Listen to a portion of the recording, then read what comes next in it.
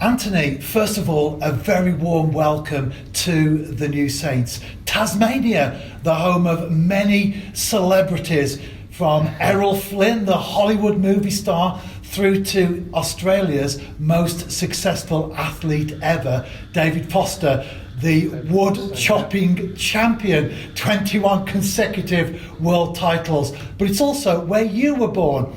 Can you recall, as a youngster, putting on a pair of football boots for the very first time? Yeah, sure. Yeah, it's not the most popular sport, football, in Tasmania, but I was born in Tasmania, but with the influence of my family, my father and my mother were always into English football, and sort of there's an English side to my family and a Scottish side. I probably shouldn't say that, but they are, and it was always following the English Premier League, and the English Premier League come on at around that time, the 90s, early 90s, and remember used to staying up late watching the FA Cup final, and that sort of every year, and that's sort of where my passion grew for football. And I always knew I'd come over to the UK to play or coach football, and here I am. So it all started back in Tasmania. There's no actual professional team in Tasmania, but spent a bit of time, obviously, I'm outside of Tasmania too, but I'm not sure that there's not that many players from Tasmania or coaches from Tasmania, so trying to hopefully fly the flag for them. And before you moved to the UK, you actually crossed the water to mainland Australia, from the world's 26th largest island to one that is considerably bigger. And while you were there, you played for the likes of Rochdale Rovers and Across the Waves FC, perhaps teams that wouldn't be familiar to most UK football followers. But you moved there to take your football career to the next level. Yeah, well, I always had the dream of becoming a professional football player and wanted to test myself in England, and that was the next step from Tasmania, where I was, to go to the mainland, as you said, in Queensland, and played there for many years and really enjoyed my time there. And it was a good experience there, different to what football was like in Tasmania, but I knew I needed to make that step to try and give myself the best chance of making it in England. And if you cross the water from one island to another, well, it was certainly a big journey next, because you moved to the UK to take your football career and your dream to the next level. Yeah, well, that was right. I always, like I said, had the dream of being a professional footballer, and knew that I wanted to come to England, and I trained really hard and got myself ready for that. And when I got here, I realised just how tough it was and how much of a business it was. And I was a left back at the time, good technical left back, but the game was so physical here in England. So that was hard to take and hard to play. When I came here, I played a lot of non-league football, probably had trials all over the country really, and sort of settled down in non-league football at about 18, 19, and really looked at it and thought it's very tough to make as a professional when you're all the way from Australia and Tasmania, and I found that out the hard way, I guess. And when you were playing in those early days, did you have one eye on the future and think to yourself, coaching is what I want to do eventually? Well, do you know what? I didn't really at the time, Rebs. No, I didn't. I always focused on my football and playing, but I thought I'd probably, without realising it now, I look back and think I'd probably become a coach without even realising it. I watched a lot of footage. I was a left back. I studied all the best left backs. Then I thought, well, look, I might need to study and learn about all the best right wingers and how they played. And I really studied the game to try and make myself a better footballer, learn about diet, nutrition, different training methods. I trained a lot by myself. So I think I probably realised that, a lot of psychology as well probably. So I realised I was becoming a coach probably without even knowing it. But no, until I decided to retire after I had a leg break, which I could still come back from and play, but that probably made me realise I wasn't going to make it as a footballer. I just threw my dream from one side into another side and become a full-time football coach. And of course the injury, as you mentioned there, that brought your football career, in terms of being on the pitch as a player, to an end. How easy was it then to make that transition into coaching? Yeah, I mean, there were probably some easy bits, but some hard bits as well. I think the fact that I'd trained for so long and my dream was to be a footballer, it's all I'd thought about, all I'd trained for. I'd saved up all my money, come over to the UK. To then have that dream sort of finished was very difficult, but I tried to then focus on what I could control, and that was to become a football coach. And I felt like I had time on my side to do that, and used all the experiences, good and bad, that I'd had, and really put that into practice. And it's been a long journey to get to this point here to be the head coach of TNS, but I feel like I've had a different journey to what maybe a lot of head coaches have had. So I try and use on all those experiences in all the players and staff and everyone I deal with in all the roles I've got. But yeah, it's been certainly a long journey and a different journey, yeah. And before you ended up at the New Saints, you were with the Hampshire Saints, Southampton. Yeah. How did that transition take place from going into coaching to then becoming involved with a very big club? Yeah, well, I started sort of right at the bottom, really. I worked with sort of 4 and 5-year-olds in schools, and then went to after-school clubs and worked with them. I worked on a college scheme. I'd worked in probably housing estate sessions in London and done a whole range of different coaching sessions. And I started working part-time in a club called Wingate and Finchley, who are a semi-pro team in North London. I was 18s coach there, then reserves, and then first team coach. And I was very young at the time, sort of 23, 24, and that was a good experience to work with senior men at that age, having never been a player myself. And then made sure that I got my badges along the way. So I did the B licence, got the A licence, and recently got the pro licence a couple of years ago. So yeah, the job came up at Southampton. I went in as full-time under-14s coach. I was very fortunate there that the club were in League One, but I could see the progression that it wanted to go to. And yeah, I was lucky enough to work with some top players there. With some really good age groups there, some good Premier League players now. And even though I was the 14s coach, I was in a good position that I could help with the 18s and help with the 23s and be around the building, and just literally coached flat out and solid for a good 5 seasons there, and finished as the under-18s youth coach. So I like to think that was probably a really good apprenticeship to work with a lot of, first of all, top coaches, good academy people, but really benchmark my sort of understanding and feel for what good players look like and see them go on and progress.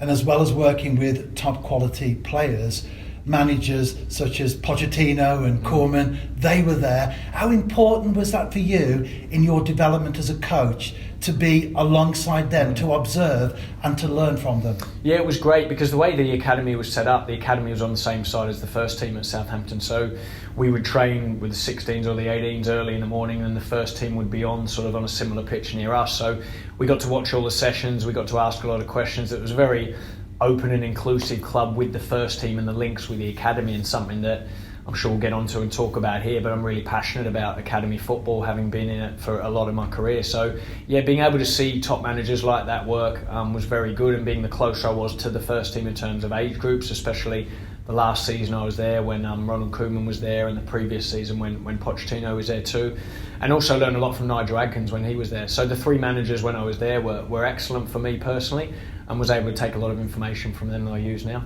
Well, Nigel Adkins, a Welshman, of course, That's right, yeah. Involved with Bangor City. That's it, yeah. as well in the past. From Southampton, you've mentioned London. That's where you moved next, to West Ham United. Yeah. Went back into academy football again after I'd been at Southampton, into West Ham, another prestigious club. Worked with some really good people there. Terry Wesley, Liam Manning, some Steve Potts, some good coaches there, and learnt plenty working with a different type of player as well. With a more London-based player, and that was a different academy to Southampton, but equally as good. So learned a lot there, and then after that, I managed to get the opportunity to go into first team football, and that was with Woking. Well, before we come to that, in between Southampton and West Ham, you were actually involved in the England setup, the under-17s. Yeah, I managed to get a part-time role there, assisting the coach in the under-17s. It was Steve Cooper at the time. I really enjoyed that experience. He was an excellent coach and learned a lot from him. It was only a really short period of time, but it was great to work with that calibre of player, the best players. I think they were 1999 births, and it was good. There were some really good players on that. And to see the England set up and how it worked, I took a lot from that experience, and really sort of helped formulate all the things that I'd learned along the other clubs to then finish that sort of academy period off with England. Obviously that, like you say, was before West Ham, but combining that together was a good experience for sure. And then into management, as you say, with Woking. Was that a different type of ball game, so to speak, compared to the experiences at West Ham and Southampton? Yeah, it was in some ways. It was obviously a different sort of outcome. You needed to win games as well as developing players, but I was very keen to make sure I implemented how I coach and how I work with people and make them better. I really do believe that anyone of any age you can work with and make them better, whether you're a 32-year-old pro or you're a 16, 17-year-old professional coming through. You have to coach them and work with them differently, but I do believe they can be better and they want to get better, and I see that with a lot of the older players here. They still want to improve and get better, which is great. And it was a great experience. I wanted to make sure that I could keep coaching and working with players. And there was a good coach who once told me that once you're a developer, you're always a developer, and you'll continue to do that no matter what role you have. I think that's important to understand. That I think if you develop and make every player better, then they'll be better to perform well on the weekend, which you'll get more chance of getting 3 points and the team playing better. So that's ultimately what we're in first team, getting 3 points. But I think the best route to that is by developing and making everyone better. And you reached the second round of the FA Cup Yeah. with Woking as well. Going back to when you were a young boy, kicking the ball around in the back garden in Tasmania, would you have ever imagined at that stage that you would be playing or managing a team in one of the most prestigious competitions in the world? You're right, it is a prestigious competition, and one that I'd looked at from afar for a very long time and always dreamed about being involved in. And yeah, you're right, to be able to win that game. We had a really good FA Cup run that year. We drew with Bury at home and then beat them 3-0 away, and Bury were in League One and quite good at the time. I know they had obviously the financial difficulties after that, but then we played Peterborough and drew at home in a game we probably should have won and ended up losing away. But it gave me a real taste for the FA Cup, and it was everything I thought it was. The passion from the fans and the crowd and the buzz around the club. A club Woking, which is a fantastic family orientated club, one that I keep looking out for their results regularly, and there's a real good cup atmosphere there, having the success that they'd had in the past. So yeah, it was a really good cup run and a great experience. And no doubt another team's results that you look out for is Grimsby Town, because you ended up there as well. Yep. Yeah, had a great time at Grimsby. Went in there as the assistant manager under a good manager, Michael Jolly. Was there for 2 seasons. When he left there, I took over for a little period of time, and then Ian Holloway coming as well, so I worked with him. So to work with 2 good and very different managers was an excellent learning curve for me, certainly, and the place was like no other there, Grimsby. It was fantastic. The fans were just so passionate about the club. Everything was geared towards the football club, and it was a great place to work and learn from the people there about their club, a really historic and traditional club that was great. And a lot of the fans contacted me when I got this job here, and it just shows a lot about the place, and I hope they do well this season and stay in the league. Well, there's certainly been a lot of positive comment on social media from Grimsby Town fans regarding your appointment here, and that's where we come to next. The New Saints. Sure. The position became available. When did you know that was the case? Yeah, well, it was probably a combination of me keeping an eye out for work as well. I was out of work at the time, but also I always kept in touch with the better teams in all different leagues. So I always watch a lot of football in Scotland, watch some Welsh football, watch some lower league stuff, and overseas as well. So I always keep my eye on jobs that are coming up or could be coming up. And when this one became available, I got a call from a couple of people I know and said it had become available and been advertised, and it was one that instantly really attracted me just for a number of reasons I'm sure we'll get onto in a minute. But it was really exciting opportunity, and one that the minute it became available I knew I really wanted, and was really pushing to try and get over the line. And the positive thing, of course, is not only do you want the job, but the club wanted you as well. There were no doubt some excellent names in there for the role at the New Saints. So did the fact that you were chosen give you that extra confidence going into the position?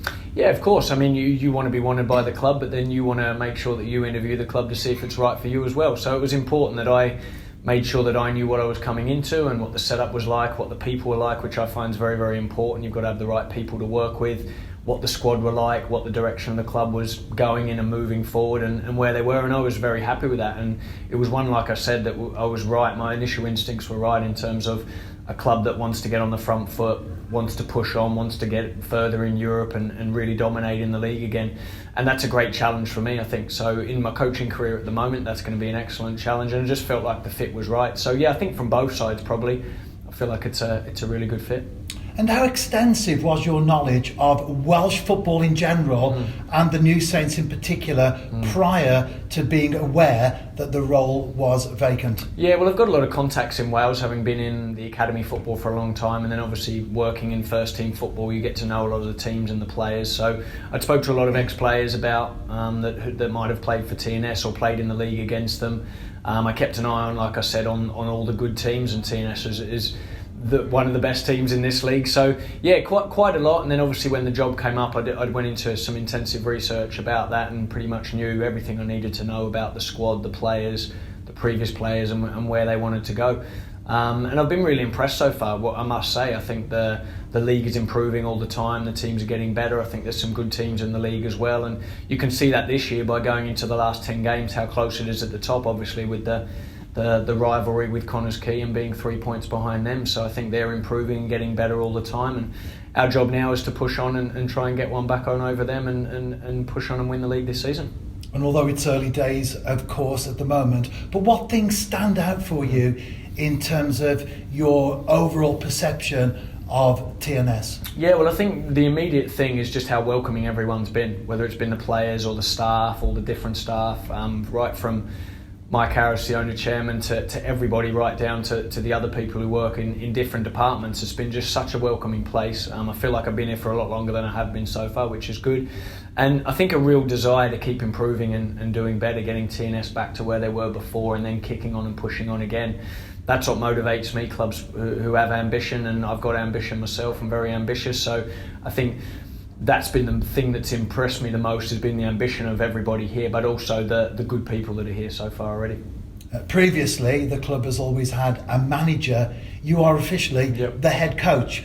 Was that the role advertised, or was that something that you wanted to bring in? And how can we see a difference from previous titles and functions in terms of the job that you will now undertake? Yeah, sure. I mean, the title for me is not irrelevant, but it's more about how I work and what I do. So I'm very much a coach. I'm on the grass every day. I'll coach the players. I love getting involved in the training. I take a lot of the training. So the head coach probably title suits me more. I think that's what I do. I am a coach.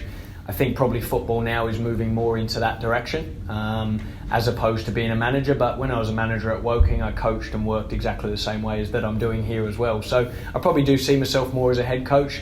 Like I said, yeah, that fitted both clubs, and on both sides, so the club and myself. So I was more than happy to take that role and push for that. And yeah, the head coach role fits me perfectly. And you're also a UEFA Pro licence holder, which you earned, gained, worked towards while in England. Yeah, I've done all my coaching badges in England. I'm not sure I should say that, but I've done them all there and really enjoyed it actually, and got a lot of benefit from it. We had some really good people on the pro licence in England.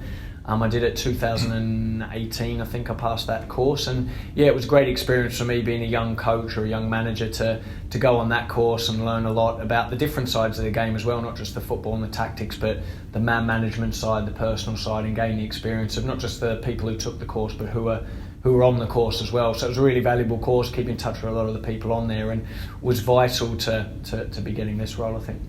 You've already done your homework, of course, on the players. You watched a game on Friday just gone. Today, you've been on the training ground for the first time. Yeah, it was great to get out there. It was a bit of a mixture of weather, of snow and sunshine, but yeah, it was excellent to get amongst the players. It was good to see them on Friday night, but I really do love getting on the grass and seeing them. And I must say the attitude was very good this morning.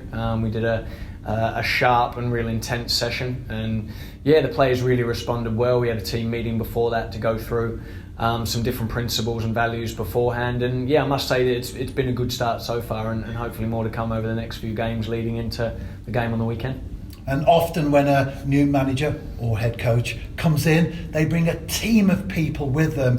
You haven't had that luxury, not that you would necessarily want that, of course, but you haven't had that luxury here at TNS. But how valuable and beneficial has it been to have the likes of Chris Sargent alongside you, who already know what's what at the club? Yeah, well, I felt that was really important, especially for this club in particular. It's had obviously a lot of history of winning 13 league titles, and I think it's important to have people on the staff who know what it means to win at this football club and know what it looks like and how it should work. I mean, I've been very impressed with Chris so far. We get on well. Our vision and philosophy for the club are very much on the same line, and he's been vital for me really so far. I think that can be shown in the last 3 or 4 games that he's taken and how well the team's played. I mean, I thought the team played well Friday night and very much deserved the win. And we see eye to eye on a lot of things. We see the same way, and I think that's vitally important. And I look at the staff, and I think that's key, because he's got the experience in Welsh football, knows all the players, knows the teams, like I said, knows the club, and has been here and won. And the combination, I think, of us two together is very good. Also, as well, I must say, I've been impressed with Ed, the strength and conditioning coach, Phil as well, obviously the physio. I think good staff. Want to do it the right way, and yeah, I've been actually really impressed with them. So I think that's been a real positive to get the balance right. I don't think necessarily you have to bring all your staff in all the time. I think it's good to have a little bit of freshness sometimes with a new voice and a new person coming in. But when you do have good staff here, I think particularly at this club, it made a lot of sense, and that was a lot of conversation with myself and the club about that moving forward. And I was very happy with how that ended up. And there is what the club calls the TNS DNA, which runs right through the academy to the first time. But the first team, passing it out from the back, possession, patient football, probing away. As the new head coach, what changes, if any, are we likely to see to the TNS DNA? Yeah, well, I think that was a really important conversation I had before taking the job as well, that both of our DNAs and philosophies fitted in together, and we were on the same line with that. And we very, very much are. All my teams play good football. We do play out from the back. We want to play possession-based football, but with a purpose as well that penetrates and gets us up the field, scoring goals, but bringing an intensity and a tempo about the defensive side of the game, which then allows you to attack more as well. So I think I can bring those things and add those little bits more that can be added to the team already. But I've been impressed with the link that's gone through the academy, having been in academy football for so long myself. I think it's a really one that I feel passionately and strongly about, that we help educate the academy coaches that they're involved in the first team, that we go and watch the players and know the players. I mean, even this morning we had an extra 11v11 game for the players who didn't play on Friday, and there were 13, I think, or 12 academy players involved in that game.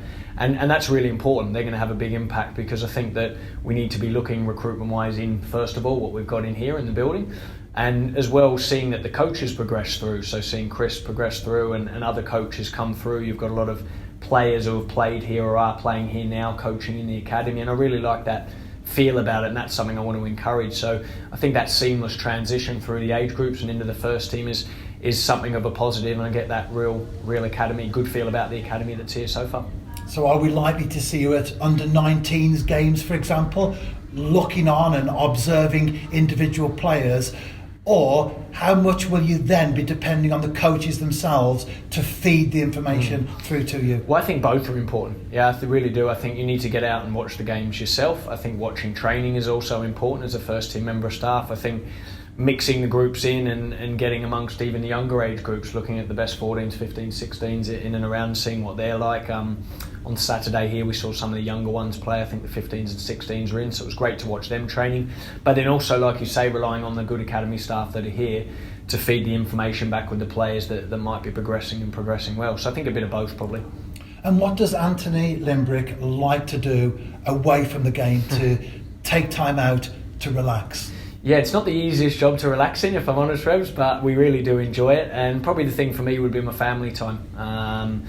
I've got a lovely wife and a son who's 13 months old now, so spending as much time as I can with them away from football is really important. They certainly keep me grounded and get my mind off football whenever I can, but it is a 24/7 job, and there's not much else time that's available to do. So if I'm not playing football, then I'm with the family and spend some time with them. So no hobbies like David Foster, the wood chopping champion, maybe to take a little bit of frustration out on a tree? Yeah, we'll see how it goes. We might need a bit of that. But no, you've done your research there on David Foster. Yeah, no one's mentioned him for a long time, so it was great. Anthony, again, welcome to the New Saints, and we all hope that you have a very happy time here on a personal level and also on a corporate one, a trophy-filled season ahead and beyond. Thank you very much. Cheers.